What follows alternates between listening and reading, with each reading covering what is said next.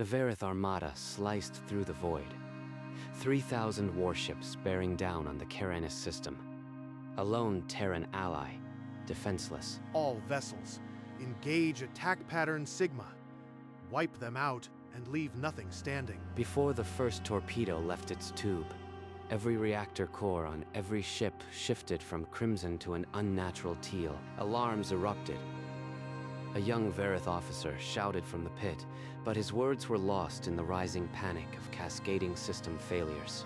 Teal corruption spread like veins through the bulkheads, freezing engines and weapons into inert metal. Someone tell me what is happening. I want answers. But the answer came not from his crew. It blazed across the main view screen. A Terran emblem, bright and terrible. Number, this was planned. The humans. The invincible Vareth Navy had become a graveyard of dead metal. Without a single shot fired by Earth, the trap had been set 14 years earlier, in a negotiation chamber far away. 14 years earlier, the deal was struck in a sterile Earth negotiation chamber, its windows overlooking a city of spires. 3,000 warships, fully refit and combat ready, for a mere fraction of their value. Your people are generous to a fault, Minister Whitfield. They're decommissioned, Vex, Sora, decades old. The maintenance costs alone could cripple a lesser fleet. I'd be remiss not to advise caution. Caution is the creed of the defeated. Vareth engineers laugh at your obsolete cores. We'll rebuild them better than you ever did. If you are certain. Once the transfer is complete, Earth cannot be held responsible for unforeseen integration issues. You think I care for your liability clauses? Just sign. The Empire rewards those who seize opportunity. Very well. Earth agrees to the sale. I hope your engineers are as skilled as you claim. They are. Within a year, these ships will be the spine of our conquests. You've given us a gift, Minister. The Vareth procurement chief swept out of the room, clutching the contract like a trophy, and, for just a fraction of a second, Karen Whitfield allowed herself a smile, the smile of someone who had just set a very long fuse. The transfer happened swiftly. 3,000 ships drifted out of Terran hangars into Vareth docking bays, their hulls still bearing faint scars. Within a month, Vex Sora stood in the Grand Assembly, hailed as the architect of their new might. 3,000 warships, paid for with scraps. The humans think they've saddled us with junk. They have no idea what Vareth engineering can achieve. The Emperor himself placed an obsidian commendation around his neck, and the hall thundered with approval. Vareth engineers swarmed over the ships, tearing apart cores and conduits, searching for tricks. Primitive but functional, their chief engineer reported. No hidden weapons, no sabotage. We can integrate them within the year. And so the Imperial fleet absorbed the Terran vessels, assigning them to every squadron, trusting them in the vanguard. On Earth, Karen Whitfield stood alone in her office, staring at a holographic display. 14 years, 0 days, 0 hours.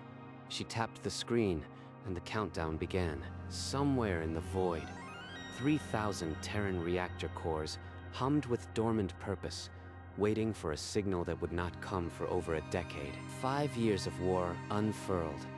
The Terran ships, now repainted in Vareth crimson, led every charge, shattered every defensive line. Vareth engineers stopped inspecting the cores. The ships simply never failed. They became legends in their crews' eyes. I told you, the humans gave us the keys to an empire, and we have turned their rusted hulls into unstoppable spears. Every victory is proof of Vareth's superiority and a monument to human foolishness. They will regret their bargain. On Earth, Karen watched the broadcast with a stillness that was itself a weapon. 9 years remaining. Their arrogance grows exactly as projected. The Empire, intoxicated by its new muscle, promoted Vex Sora to overseer of the fleet, granting him absolute command over every Terran vessel. No one questioned why Earth had sold so cheaply. Victory has a way of silencing questions. Karen set down her datapad and turned back to the countdown. 9 years, 2 months, 11 days. The Vareth had never been stronger. and they had never been closer to the edge of a blade they could not see. She submitted a report. An unidentified component, a chip embedded in the reactor core, is not of Verith or known Terran design. Origin unknown. The ships are flawless. Burn the report and reprimand the engineer for wasting my time. If I hear of this again, I'll have her reassigned to asteroid mining. This is paranoia, nothing more. The maintenance chief tried to escalate, but her access was revoked within hours. The report was deleted. Earth intelligence intercepted the deleted report within minutes. A priority signal reached Karen's desk. One diligent engineer, one anomaly, and a decade of planning almost unraveled. Make sure that engineer never files another report. Quietly. Within days, the engineer accepted a quiet, lucrative retirement on a remote colony. She never spoke of the chip again. 6 years left. The window narrows and the danger grows, but the fuse is still lit. The trap held, but a single persistent mechanic had nearly unraveled a decade of planning. Earth tightened its grip on the secret. 2 years of unchecked expansion turned the Verith Empire into a superpower, their fleets crushing all resistance across 3 sectors. In the Earth Council chamber, the holographic war map showed a galaxy increasingly painted in Verith crimson.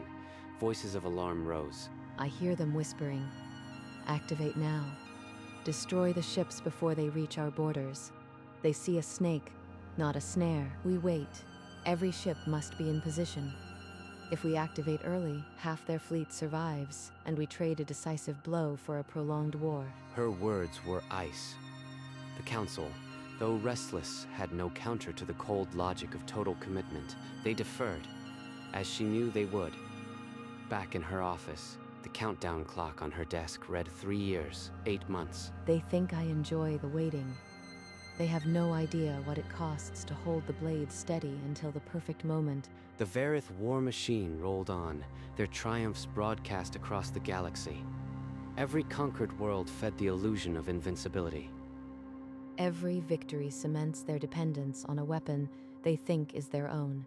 Soon, it will turn in their hands. The Empire stood at its zenith, drunk on its own might, blind to the countdown that now measured its remaining days and months, not years. Year 13. The countdown on Karen's desk now read 0 years, 10 months, a fraction of the original span. A classified report confirmed every Terran ship was now active across the Verith Navy, embedded in critical formations. 13 years of silence, of watching them crow, and now every piece is exactly where we wanted it. In the Grand Assembly, Overseer Vex Sora knelt before the Emperor and presented his final conquest. The Kareness system, Your Eminence. The last refuge of Terran allies. Crush it, and we own this sector forever. Our Terran-built vanguard will lead. Let the humans watch their own machines kill their friends. The irony alone will break them. The Emperor gave a single nod. The invasion of Keranis would commence in 3 months. Earth's intelligence network intercepted the order within hours. A datapad slid onto Karen's desk. It's Karanis, the perfect trigger. They've chosen to make this simple for me. The countdown was no longer a measurement of years. It was a window, narrow and lethal, into the heart of the Empire. The Council's authorization arrived as a single line of encrypted text. Karen read it without expression, then deleted it. She walked to the secure command center, where the activation console waited. A single red button beneath a glass cover, projections she had never allowed herself to fully study now, filled the screens. The Verith fleet paralyzed, then slaughtered by enemies Earth had secretly warned. We told the Council the plan was bloodless, a lie by omission. The ships won't kill directly, but their enemies will end billions. The projected death toll scrolled past her eyes. Civilians, military, whole worlds rendered defenseless by the trap. This isn't a surgical strike. It's a culling, and I am its architect. Every one of these deaths will be laid at my feet. Her hand hovered over the glass cover. She closed her eyes, and the command center fell silent, except for the hum of the machines. Behind her eyelids, she saw the Verith children she had observed in intelligence files, the crowded streets of their capital, the faces of a species she had studied for more than a decade. If I do not do this, the Empire will eventually grind Earth to dust. If I do, I become the monster they always feared. There is no clean choice. She opened her eyes. The hesitation was gone. The cost was accepted. She would carry this weight alone. At the Karanis jump point, the full might of the Verith Armada assembled 3,000 vessels, with Terran warships forming the tip of every spear. Today, we erase the last Terran ally from this sector. Our victory will echo through the ages. Aboard every ship, crews cheered, unaware of the dormant code buried in their reactor cores. In the command center, Karen Whitfield watched the countdown reach 0. The faces of the civilians I studied, the children in the markets, they will never know my name, but their blood is on this button. She lifted the glass cover, the mechanism cold under her fingers. Her finger depressed the button. A single pulse of data raced from the console. In the deep space network, the kill switch signal propagated instantaneously. Invisible and unstoppable, the trap, 14 years in the making, was now a reality, racing toward 3,000 unsuspecting reactors. And Karen Whitfield, alone in the command center, felt the weight of 1 billion lives settle on her shoulders. Light years away, the signal struck the fleet at the speed of causality, a whisper of data that bypassed every firewall. On the flagship, Admiral Saris was mid-command when the alarms shrieked. Reactor cores across every ship flared teal. A technician screamed that the cores were locking, not exploding. A soft brick, systematic and irreversible. Saris demanded a channel to the engineers, but the comms dissolved into static. The lights on the bridge flickered and died. Only the main view screen remained, now displaying a Terran emblem. Impossible. The humans. They've been inside our systems from the start. Through the viewport, he watched the fleet, his invincible armada, go dark section by section. Crew members pounded consoles, but every ship was a cage, every system corrupted. For a full minute, Saris stared at the emblem, the truth blooming. 14 years of conquest, all a setup.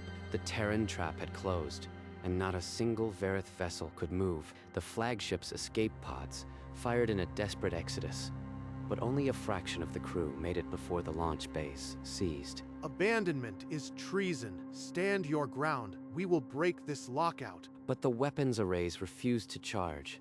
The shields flatlined, and from the void, new contacts bloomed on the sensor plot. The Karanis defense fleet and 3 pre-warned allies dropped from jump space, their guns already tracking the helpless armada. The first salvos tore through the nearest Verith cruisers, ships that had once been Terran-built, now cold husks rupturing without so much as a retaliatory spark. They won't even give us a warrior's death. They'll just cut us down like disabled drones. On the decks below, Verith clawed at jammed blast doors, their screams swallowed by the groaning metal. I was a fool.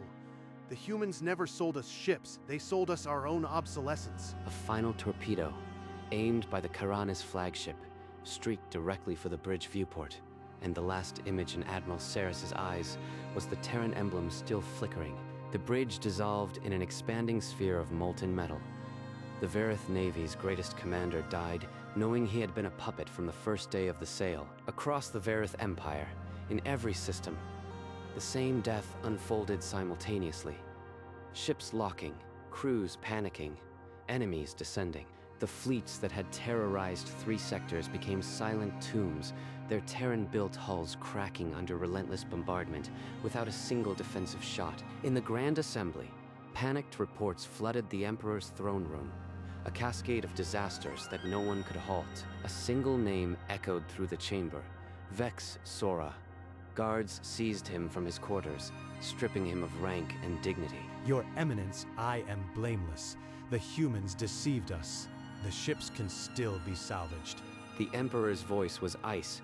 The architect of their greatest acquisition was now the author of their annihilation. Vex Sora was dragged away, sentenced to watch as his legacy and his empire crumbled into ash. The news could not be contained. It bled across civilian channels, emergency frequencies, and interstellar bulletin boards. Every species in the known galaxy watched in horrified awe as the invincible Verith war machine was dismantled, from within, and the source of the catastrophe was a single trade deal, signed 14 years ago by a species that had never forgotten how to wait on Earth.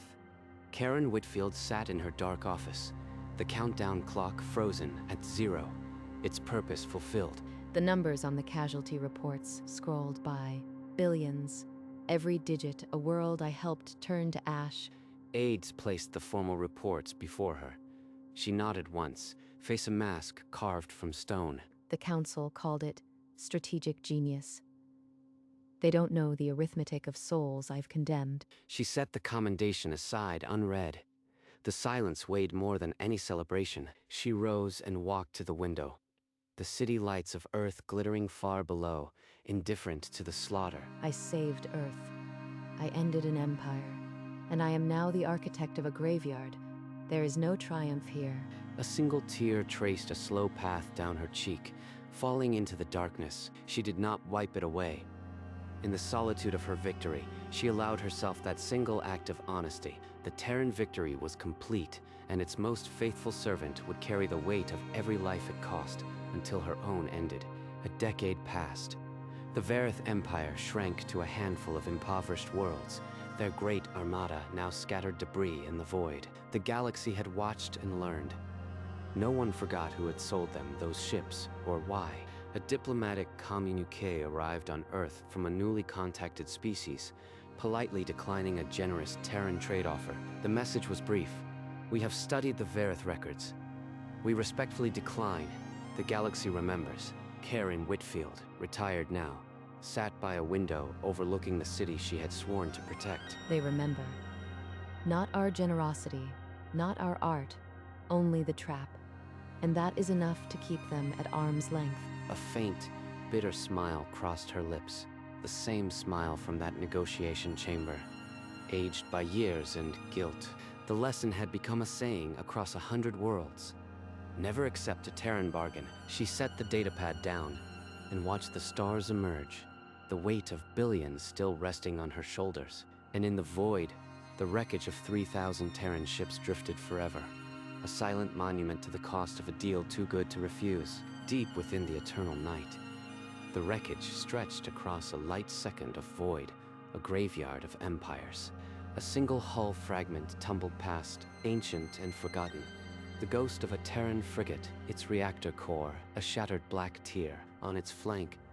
The paint had long peeled away, revealing the faded Terran emblem, a relic of a bargain never honored. The camera pulled back, revealing the true scale, a continent of metal corpses, stretching to the limits of perception. For a moment, a flicker of teal light pulsed in the deep, a dormant kill switch still transmitting its silent epitaph. This was the price of a deal signed in greed and arrogance. 3,000 ships, 14 years, and an empire unmade. The galaxy had taken the lesson and carved it into its collective memory. Never accept a Terran bargain, for in that bargain was the patience of a species that remembered its slights for decades, and its vengeance for centuries. As the last light of the emblem faded, the void reclaimed its silence, leaving only the drifting dead and a whispered echo across the stars. Never accept a Terran bargain. The transmissions faded. The last escape pod drifted into silence, and the empire that had once reached for eternal dominion was reduced to a cautionary whisper on the lips of 100 civilizations. They had called it a bargain. They had called it a triumph. And for 14 years, they never saw the blade hanging from the ceiling of their own faith. Earth never fired a shot. Not one. And yet the Verith fell harder than any empire in galactic history, because they had accepted a gift from a species that never forgot how to wait. 1,000 boards, 1,000 committees, 1,000 after-action reports tried to explain how a superpower could be undone by a trade deal. The answer was always the same. They trusted a Terran. So the galaxy turned inward, guarding its borders, suspicious of any offer too generous, any price too low, any smile from a human diplomat. Some called it paranoia. Others called it wisdom. The Verith had paid the price of ignorance, and the bill had been rendered in star systems. On Earth, a woman in retirement watched the stars and remembered every face she had condemned. The bottle of pills on her nightstand was almost empty, but not quite. She did not reach for them. Not yet. The monument she had built demanded a longer vigil, and Karen Whitfield had never been one to shirk a duty, so the void whirled on, uncaring. The wreckage spun in its eternal dance, and the Terran emblem on 100,000 tons of scrap was the only eulogy the Verith would ever get. Never accept a Terran bargain. The stars burned on, indifferent to the scattered metal that was once the pride of an empire. In the archives of 1,000 worlds, the warning became a standard entry in First Contact protocols. The Verith name became a synonym for short-sighted ambition, their downfall a case study taught to fledgling civilizations. And on Earth, in a quiet room, the architect of their ruin sat by a window, watching the light fade beyond the city spires. The bottle on her nightstand remained nearly full, a testament not to hope but to stubborn endurance. She would not take the easy exit. Her punishment was to remember, to carry the arithmetic of souls until her last breath. The galaxy had learned its brutal lesson, but the teacher had paid the heaviest price. No one would ever trust a Terran trade offer again, and that was the design. The void swallowed the last echoes of the Verith, and the silence was complete. Never accept a Terran bargain. The years rolled on, indifferent. Karen Whitfield, frail and silent, rarely left her chair. The pills remained untouched. She had outlived the Verith Empire by nearly 2 decades. Every day, a quiet sentence served in the prison of her own conscience. One evening, as the sun dipped below the horizon, she closed her eyes. A faint, almost imperceptible smile crossed her lips, the first genuine one in years. She did not open them again. The woman who had toppled an empire slipped away in the quiet of her own home, alone. The Terran news channels barely noted her passing, an architect of victory, but a victory the galaxy had learned to fear. Her name was entered into a classified vault alongside the blueprints for the kill switch she had conceived, a secret kept for eternity. And so the last witness to the greatest betrayal in galactic history took her guilt into the dark. All that remained was the cautionary phrase, etched into the politics of 100 worlds. Never accept a Terran bargain. In the depths of space, the Verith wreckage continued its silent drift, a monument to the price of greed and the patience of a species that had mastered the art of the long con. Never accept a Terran bargain. The void held its peace.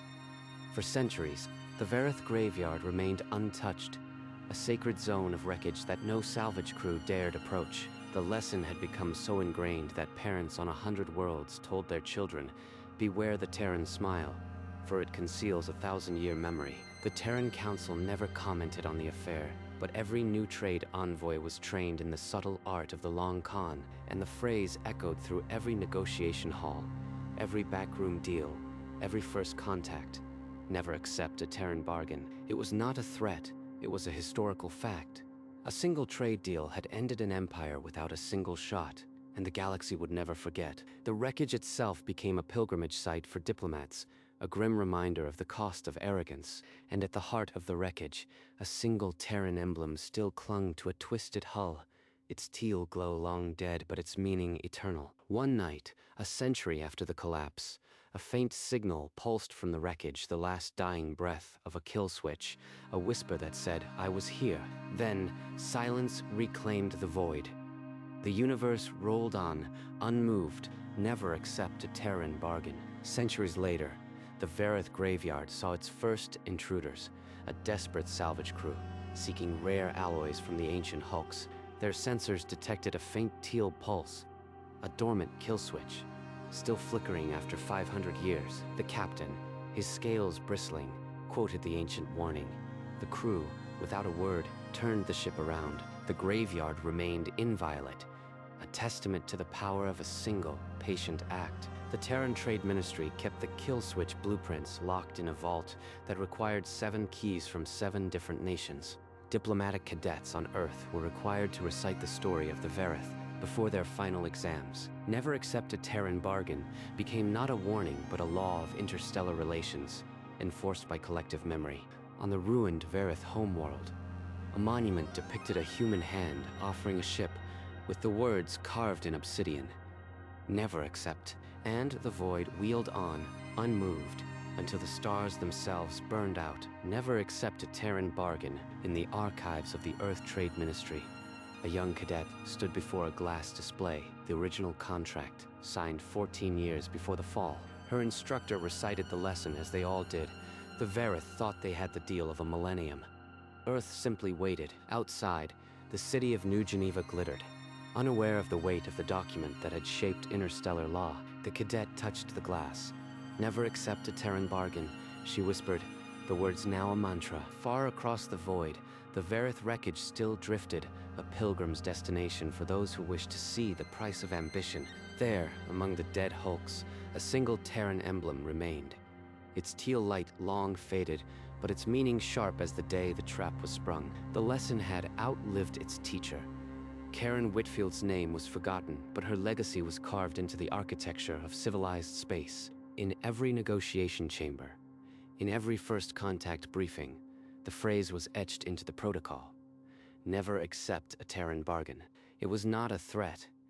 It was a law born of pain, and the galaxy had no intention of breaking it. The slow, patient vengeance of humanity had become a universal constant. And so, across the millennia, the ruins of the Verith served as the galaxy's most enduring lesson. The original contract, sealed in argon glass, remained in the Terran archives, a relic no one dared destroy. School children in 100 worlds learned the name Vex Sora as a synonym for folly, and Karen Whitfield as a ghost of caution. In every negotiation hall across the galaxy, a small placard was displayed, a Terran emblem with a single word beneath. Beware. The phrase, never accept a Terran bargain, was the first thing translated into every new alien language, and the Terran Trade Ministry, silent and patient, waited for the next empire that might mistake their silence for weakness. The void embraced the wreckage, and the wheels of galactic civilization turned. Always mindful of the shadow Earth cast, never accept a Terran bargain.